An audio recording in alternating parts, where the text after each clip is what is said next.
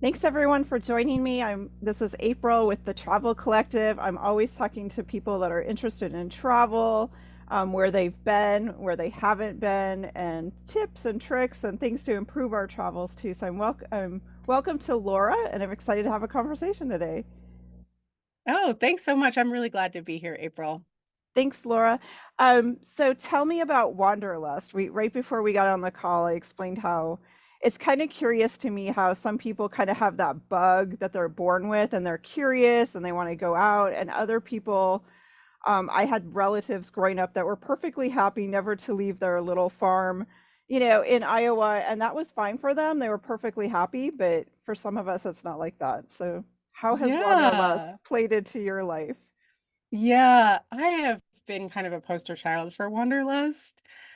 And I've actually learned, I had to learn to live in one place and Oh, stay okay. in one place. But now I love it, but I still love traveling. So now I have more of like a home center, but I grew up moving around a lot and Okay. traveling a lot. I was a only child of a single mom who worked in advertising in the I mean, she was like the 70s, like Mad Men, like Oh, wow.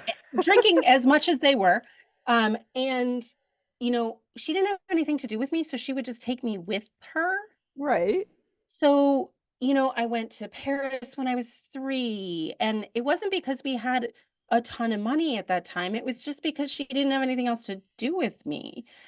I went to, and I just loved traveling so much. And I was a good traveler and I was an adventurous eater, so Oh, she would good. take me out to a Yeah. restaurant. We went to a restaurant that was actually in the Eiffel Tower.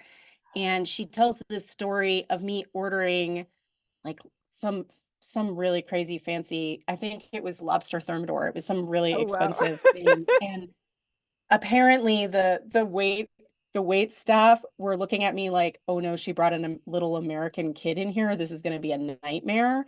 And then I proceeded to order all these really expensive things off the menu, and they said you can bring her back anytime. Yeah, of course. It's like, But I went to London as a kid. I went to the USSR, oh went my to Russia when it goodness. was still the USSR because my mother had a contract with the Soviet version of Time Life. Wow. And we were one of the few Americans who were let in the country. We had this whole, like, I guess there was this whole behind the scenes diplomatic thing that I knew nothing about. Right. But I got to hang out with this little Russian boy and feed ducks with him. That's kind of what I remember. And going to all of the crazy palaces and things like that, getting lost in a giant Soviet hotel. So I had all these early experiences that made it feel really comfortable for me to Hmm. travel. Yeah. And I really encourage parents, to introduce their kids to travel early if it's something that you love, right? Because there was a lot of drawbacks in my relationship with my mother, but the travel was a really big gift. Yes. And when I left home, I wound up basically being kind of abandoned at 15. I wound up traveling a lot on my own, and it was more accessible to me. So I could get myself someplace that was more safe. I moved from Philadelphia to California on my own when I was 16. I traveled a lot around the West Coast. I was actually a hobo, so I traveled for free on freight trains Oh my goodness. and took myself to all kinds of places in the States. I did some international travel in Mexico at that time with some Mexican friends. And on, like the kind of third class train type of with the chickens and Yeah. ladies selling delicious tamales. I mean, it's kind of magical. So I've had a wide variety of travel, and then I traveled a lot I was a scientist for a long time, and I did a PhD doing research in coastal ecosystems, and I traveled all over the world for that too. So I've kind of built in travel to my jobs and my life, and I just, yeah, love it. I think if you have the bug, you've got the bug. Yeah, I think so, but I agree. I think that was great in a way that your mom, unknowingly maybe in a way, took you to all these places and you were in these unknown circumstances surrounded by people that speak different languages and do things differently because it teaches you so much you don't even realize.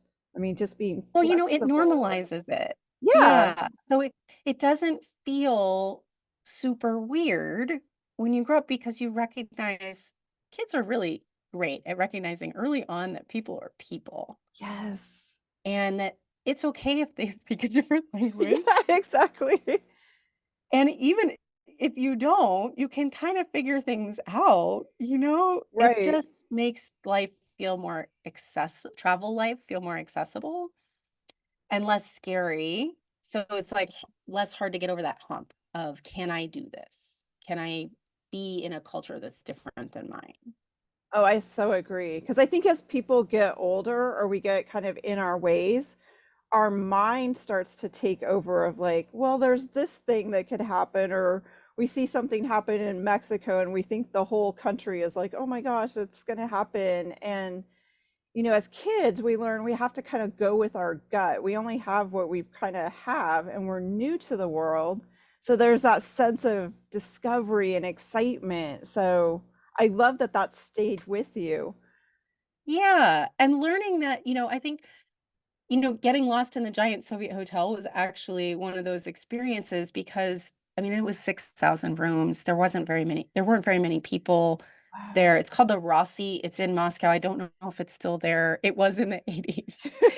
And I was found wandering hallways by a maid who neither of us spoke a lick of each other's languages. Right. And she just took me to like a little closet office and fed me blueberries, which must have been, looking back, I don't know how long she would have stood in line for something as precious as blueberries. So I Right. feel I didn't know to appreciate it at the time, how scarce things were for Yeah. people. But here's this woman just taking care of me and generously, kind of just keeping me there until somebody came, right? Wow. And I learned that there are, people will help you too. You don't have to just believe all the sort of scary things, especially if you don't speak the language. It doesn't mean that you are Yeah. without resources. Oh, I think that's excellent. Excellent. And you do mention Mexico as a place you would go back to over and over Mhm. again. So talk to us about Mexico, because I know for many Americans, I often hear like, "Well, I would never go to Mexico," and it's like it's a big country. I don't know. I think I mean, Gorgeous country, they're missing out. I love Mexico. I think a few things about Americans traveling to Mexico. So there are sort of groups of Americans that travel to Mexico.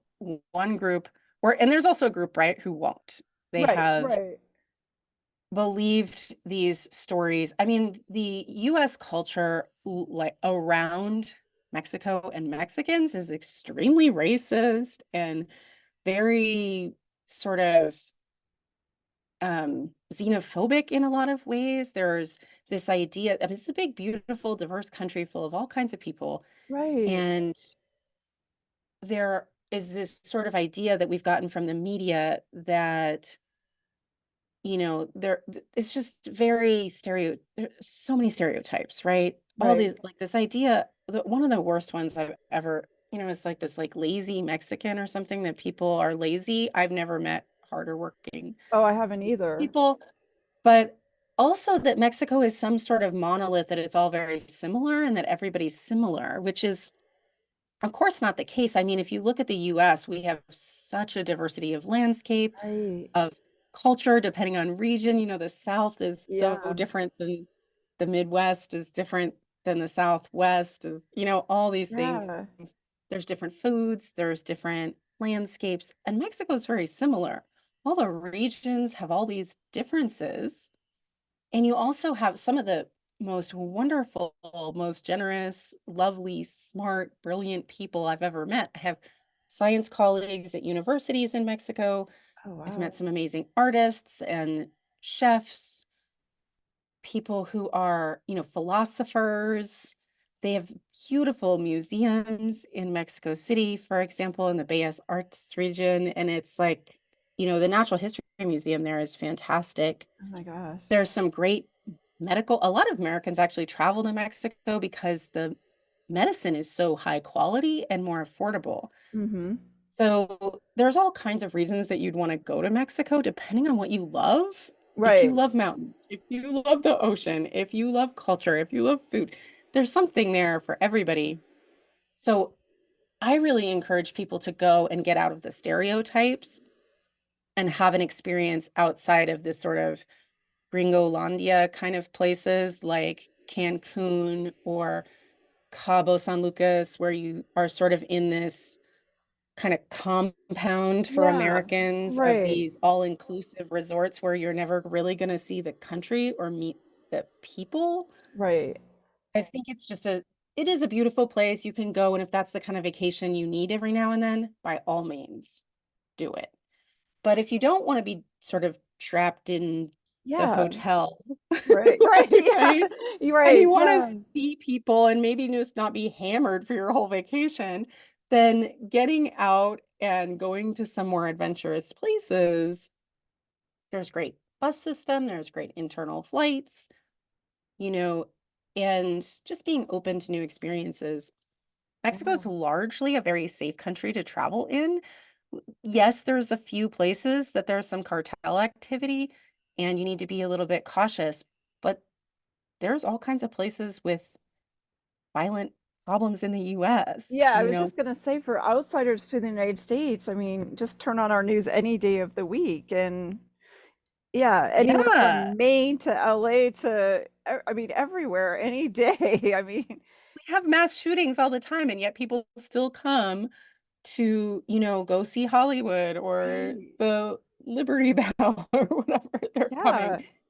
to. And if we imagine ourselves as a person in another country only hearing about our like mass killings that happen all the time, of course you wouldn't come travel the No, United you States. wouldn't come here either. Exactly. I think right, that's the flip of it. Right. Yeah. So, of course, you want to do a little bit of due diligence and just make sure that if there are a few places that are flagged on the State Department website, maybe you avoid some of those places. But remember, the State Department website is there as a sort of the extreme end of alarmism, Yes, right? yes, yes. And if you go through that list, there's often many places that you're like, oh, well, I would go there or that place. And it's, Yeah. I mean, I think the biggest thing to look out for is just like many other places where people have fewer resources that, just like Hawaii, you right, is a wonderful place to go, but there's petty crime and you don't want to leave stuff in your rental car. You right. know, like be smart, keep things on you, have maybe have a copy of your passport stashed somewhere, like all the kind of smart traveler stuff you need to do, but you don't need to keep yourself away from this beautiful country, beautiful people. And just learn a few words. People are Oh, so I grateful agree. if Americans like bother to learn a few simple words of Spanish, which you can do on all kinds of apps. Yeah. Really easy. Watch telenovelas. Whatever, whatever's your flavor of learning, just a few simple words. People are very grateful. But unless you're in a small town, very many people also speak English, which is something that we are, I don't know, for good or bad, kind of used Yeah, to right. as Americans traveling. We have that privilege of English being a very common second language. So it's not a hard place to travel. Yeah, I think that's good, a good message. And there's so much to Mexico. I mean, there's architectural ruins and the history there dates back. I think it's just important for people to do some research and look at what the options are.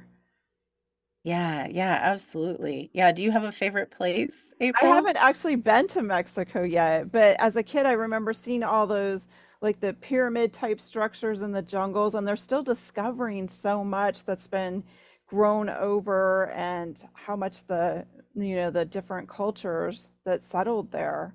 the influence and just the foods. I mean, the food there is going to be completely more authentic than what, what what it is here in the United States. Just the different spices and the way they prepare things and Yeah, absolutely. And there's some of the best restaurants. I mean, there are some fantastic restaurants, some top restaurants in Mexico, but also each region has its own style of cuisine. So there are all kinds of, wonderful. There's a place in La Paz in Baja California Sur in the southern state of Baja California, which is, if you think of, there's the three Californias. There's the one that's in the US, and then there's the North Baja California, the in Mexico, which is, we think of kind of Ensenada, oh Tijuana, yeah. like that kind of area. And then under that, there's another state, the tip of which is where you'll find Cabo San Lucas, which is very famous as a resort for Americans.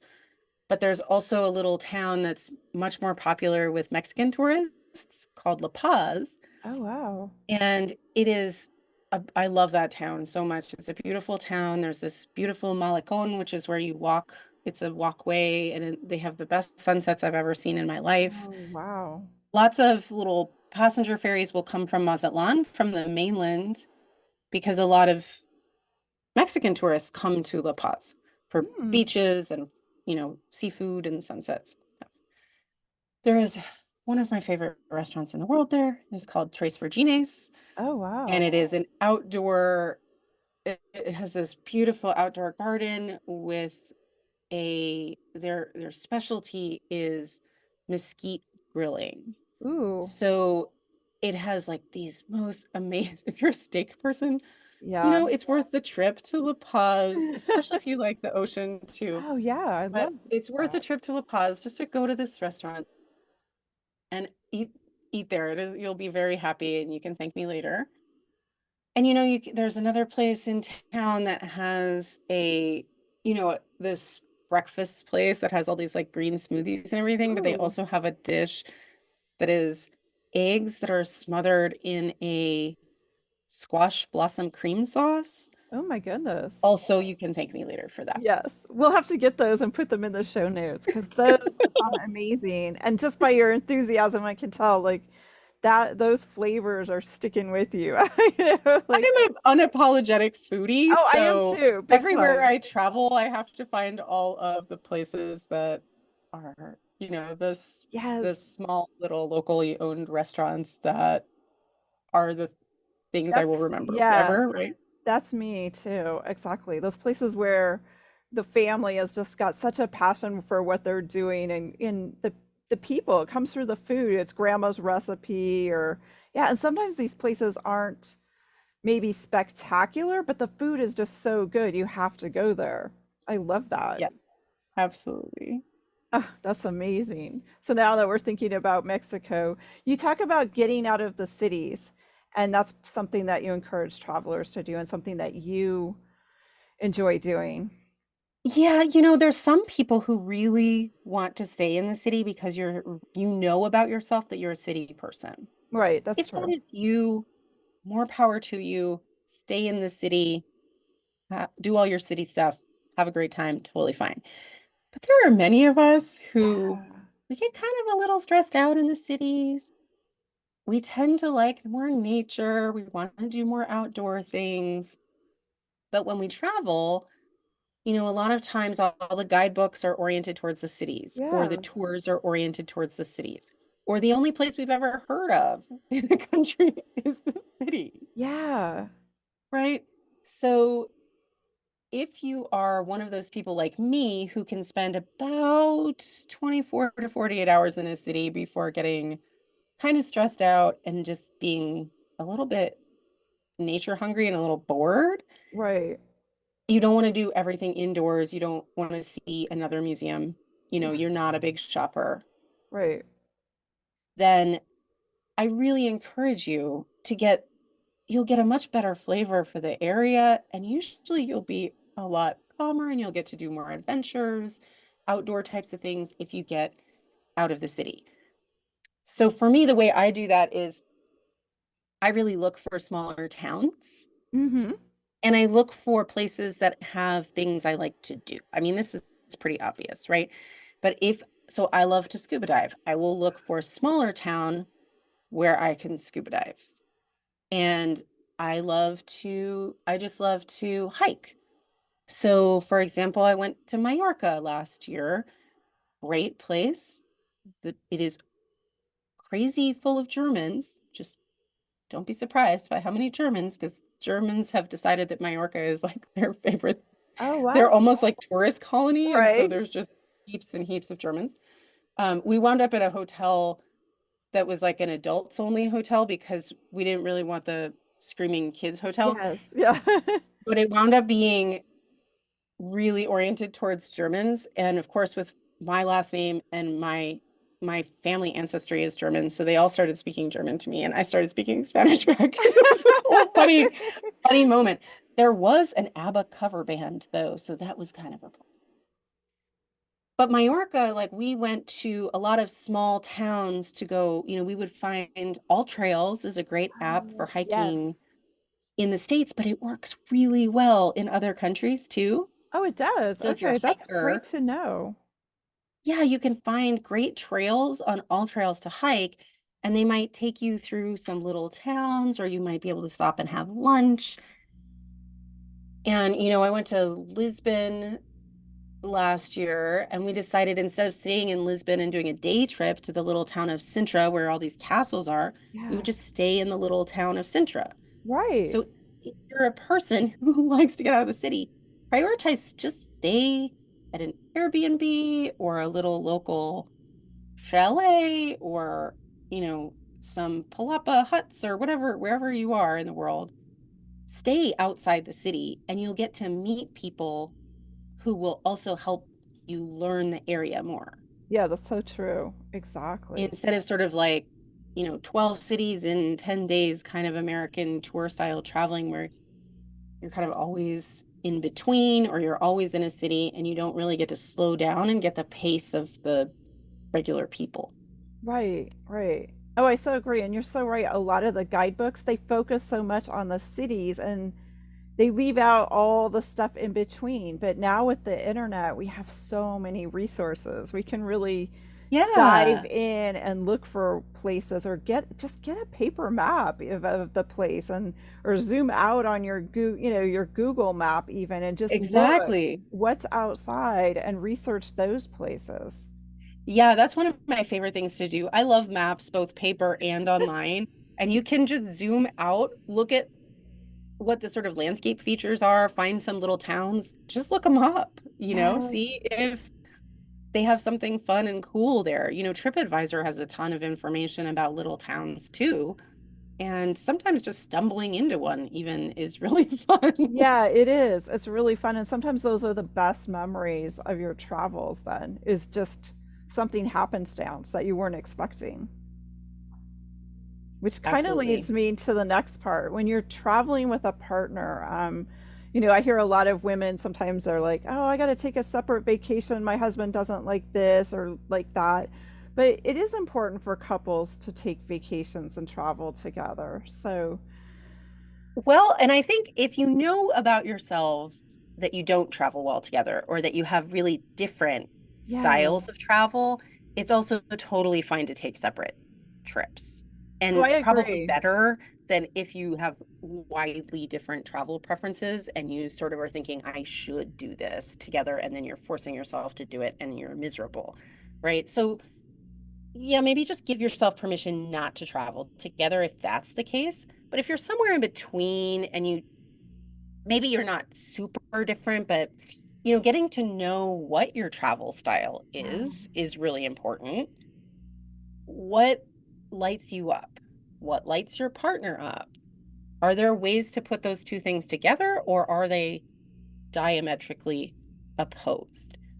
What sort of triggers your stress and anxiety, and what triggers your partner's stress and anxiety when traveling? For some people, they feel like if they don't have every minute planned, they're like totally balls of stress, right? Yes, And then other right. people, if they do have every minute planned, it feels horrible to them. Right. You have to figure out whether if you're at the extremes, you might need to do things separately, right? But if you're sort of in the middle and you can compromise, one of the great things for traveling with partners that I always recommend with people is not just to know your strengths and the sort of triggers, right? That's really important and plan for them, right? So Right. if you're a hot mess when you're hangry, you Yeah. know, then one of your first stops is to make sure you have snacks. Yes, exactly. And that shouldn't be an afterthought. That should be something you plan for in advance so that you don't wind up getting a divorce because you forgot to go get yourself a pack of freaking Right. nuts. Right. Yeah, because sometimes it literally is that. And for those of us that know that that happens, I mean, oh my gosh, that used to Yes. happen to me. And it's like you don't even realize what you're Oh spitting yeah. out. You're just a Oh yeah. whole you went Yeah, from if I don't have coffee in the morning, I can't think of anything else. right. So, I need to plan ahead so I know how I can get my coffee in the morning, or I will be really grumpy. And that's just not fun for anybody. Not Right. fun for me, not fun for my partner, you know, but so it's good to just cop to whatever your needs are to keep yourself from losing your mind. Make sure that you both have planned into your trip. This is just as important as knowing where you're staying, Oh yeah. Oh, right? In completely. fact, I would say it's more important. You can find a place to stay, but if you are going to turn into a monster Right. because you didn't have lunch, then you need to make sure you know your meals more than you do your hotel, Oh right? yeah, exactly. All that kind of stuff. So thinking about that in advance. But then also, I think planning to have time for each other on your trip. Because a lot of people, if they are trying to do whirlwind, I've been not taking vacations for the last 5 years, and I'm finally letting myself go somewhere, and I'm going to go for 1 week, and I'm going to do all of Italy. Oh my gosh. Yeah. If you are setting yourself up for a lot of stress in that case, which is going to be really hard on a relationship. If you think that is the romantic tour of Italy and you are going to be able to hit the entire country in I 7 days, yeah, just what April's doing, everybody. I know. She's I was shaking her like, head and yeah. being like, no, she is right. Don't do that to yourself. No, don't do that. Build in a lot of Exactly. time so that you can really relax, enjoy yourself. If you go one place in Italy in a week, it's going to be so much more connecting and relaxing than if you try to go to however many, And I think right? that's a common, I don't know where in our American, I don't know, I think we see that more with Americans. That it's like, how much can we fit into a week? All these itineraries, often I look at them for places and I'm like, oh my gosh, you're gonna like check into your hotel and maybe eat a meal, and then you're supposed to be heading out. I mean, you're not gonna get to enjoy the town at all, or God forbid, Yeah. just have any romance. There's no time for that. Yeah, there's no time for it. You don't have time to take care of your body. You're going to be sitting on a bus or a train or in a car the whole time. Making sure that you have the things that feel good to you. I don't feel good if I don't have enough exercise. Yeah. So if I'm going on a trip, I have to make sure that, all right, I'm going to sit on the plane for this amount of hours, which means, okay, am I going to need a nap first based on the time zone? Am I going to need to walk? Yes. What are all these things? And know that for you and your partner and build that stuff in. If you or your partner are very active people, you're not going to want to go on like an Alaska cruise where they only let you out for 2 hours at each stop, and the rest of the time is like being trapped in a floating Marriott where somebody threw away the key. You're going to lose your mind, Yeah. right? You can only do laps around there so long. Or if you want to be on a treadmill, you can do that at home, right? So you want to pick something where you're on the land Yeah. and you can actually go do stuff, Yes. right? So just designing your trip around what you both like to do, what your needs are, what your nervous system needs are, and giving yourself enough time to actually connect is really helpful. And don't forget to pack whatever toys you need to have a good time together. Yeah, I think that's a big thing. And I know Mhm. you work with a lot of couples, Laura. That's kind of your thing of getting people keeping sex alive. Because I think for a lot of couples, things do kind of get repetitive. We get stuck in our ruts and we do look for travel as like, oh my gosh, this is going to be amazing. But you've just laid out. Yeah, sometimes people look at travel or vacations as if it's sort of the magic silver bullet to fix whatever's going on in their relationships. And it can be really nice. It can be a really nice time to reconnect and to take that time if you plan it well.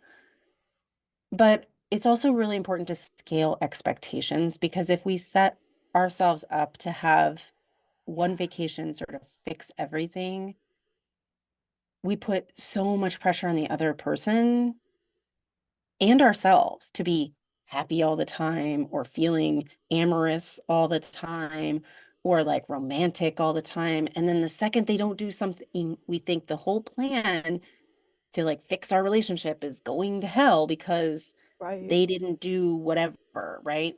Um, or because they got sick that day, or because they're tired, or they have jet lag or something, and all of a yeah, sudden it ruins this perfectionist fantasy we had in our mind about our right, trip, right. right?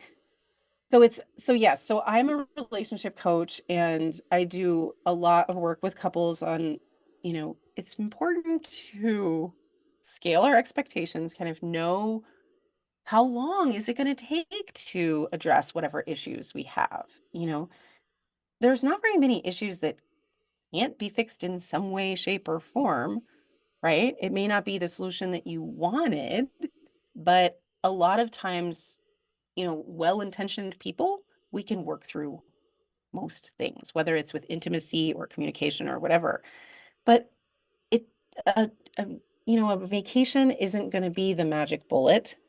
You're going to take whatever baggage you have at home, emotional baggage default is getting in that suitcase. I can promise you. Yeah. Oh, yeah, You are exactly. taking it with you. And sometimes I think it's heightened a little because we think, we see all these glossy advertisements and people laying on the beach and they look amazing and, you know, but it can't just magically buy a plane ticket, book a trip and have it be like that. I mean, because Most you're of the right. time, not. The only time that I think a trip can sort of be like that without doing much work or preparation beforehand is if the only real problem in your relationship is that you don't have time enough together.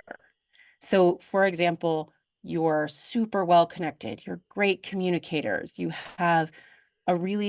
figured out your compatibilities in your sex life. Everything is amazing, but say you both have busy jobs and a couple toddlers, and all of a sudden you get a 3-day trip where your parents-in-law are taking the kids Yeah. and you're off together. If there aren't any lingering resentments hanging around from all that not having time together, it can be kind of magical. No work required. For most other people, which is 95% of other situations, doing some work beforehand to help you be connected and communicating well before your trip can really help the trip feel like, you've done the work beforehand, the trip sort of just solidifies and gives you space to work on whatever it is and implement whatever it is that you're working on together as a couple. Right. Yeah. That's a great tip.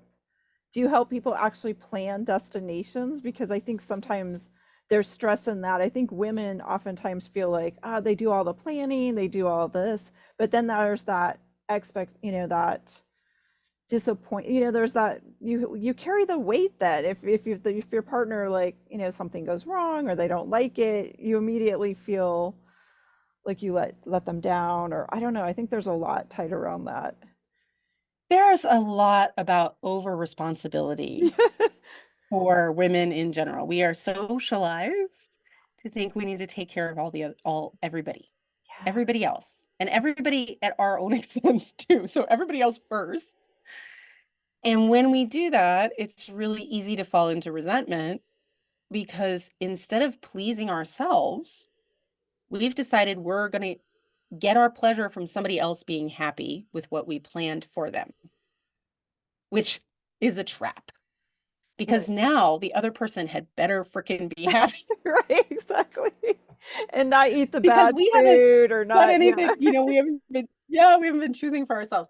So that's kind of a larger people pleasing problem. And people do that, women do that with so many things in relationships. We want to break that cycle and we want to help people learn how to have kind boundaries and how to know what they want and how to say what they want, right? Whether it's about travel or about, what they're doing in bed, all of those things. It is normal for it to be hard for women, especially, and also for us to kind of infantilize male partners. So we will often sort of take the reins, like, oh, I'm going to be better, Yeah, right. right? And that can be a problem in a lot of ways too. So we want to separate that out from travel, if we can. It's, I mean, if we're doing it in relationships, we're pretty much going to do it in travel too. I don't normally kind of do that for people, but I will help them get out of their pattern and Yeah, do a new pattern of sort of taking responsibility for what they want, collaborating with their partner, more letting their partner take some responsibility for some things and learning how to trust them to do that. Those kind of things so that they can plan a trip and use it as an exercise right. in their Yeah, that's relationship and then go have fun with it. I like that. I like that idea of trust, allowing, your partner to plan part of it and just trust. Just let it go, let it relax, enjoy and we can't assume they're going to screw up, That's just not. That's going in with Yeah. And who knows? You might like that ATV ride through the muddy jungle. You might yeah. like the zip lining that he decided. Like there could be, you might love the restaurant Yeah, or just the fact that you didn't have to pick it, you know? right. So, yeah. And you can always it's also a good way to set boundaries, right? So here's my menu. These are the things that I'm open to. Here's the things I'm not willing to do. Babe, you can pick from this menu, right? You arrange stuff from the things I do want to do, not the things I don't want to do. Right. Not the things that'll leave me screaming and running out the door, right? Yeah. Not a I mean, good it's thing. kind of like, it's just like a makeout session. Here's the things I do like. I don't like it when you stick your tongue that far down my ear. Like, Right. here's the Yeah. thing I don't want. So we're not going to do that. But now I'm going to let riff in the land of what's on my menu. Right. Yeah. So how did you get into coaching couples? It's such a different field from being a scientist and being a researcher. Right? I Yeah. know. I have such a windy path. But it's so fun. I still love science. I still care about, so I was a conservation biologist. I still care about doing that work, Yeah. but I really did not love academia. And as a woman in science, I got into coaching because I was doing so much mindset coaching. Oh, thank God I found it. Yeah. Oh To yeah. help myself be able to be productive in a very hostile environment where I wasn't default given the benefit of the doubt or taken seriously. Right. No matter how many papers I'd published, no matter how fancy my statistics were, whatever. So it was really important for me to learn those tools and learn how to help myself feel solid and good about what I was doing, regardless of what was going on externally. But what I realized was that the farther I got along in academia, getting into a professorship at a top tier Oh. research university, I felt more and more isolated and less like myself Oh. because there was less and less of me that was sort of acceptable in that position. And it became really important for me to be authentically me. Yeah. And I just couldn't tolerate it really anymore. And I decided I didn't want to like die. I was trying to make all this institutional change, and that is very hard row to hoe with a major, It large is. university. So I did not want to die on that hill. I had learned coaching tools and started using them in my relationship and my relationship to myself. And then I wound up going for multiple certifications in coaching while I was a professor, Oh, wow. and then deciding to make a big career pivot and start my own business. So now I'm my own boss, which is nice. Yes. Kind of Thank goodness. Yeah. rise and fall with my own shit, right?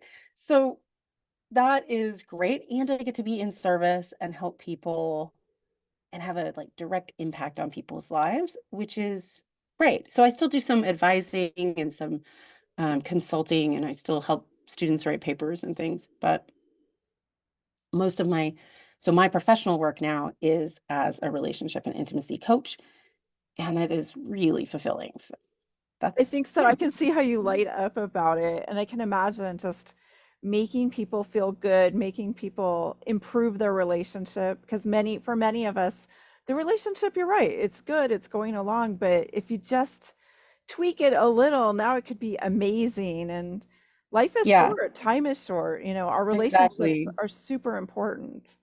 And there's so many people, there's so many people that are actually just sort of suffering silently Yeah. with a lot of stress and anxiety around relationships and sexuality in particular. They don't know who to talk to about it.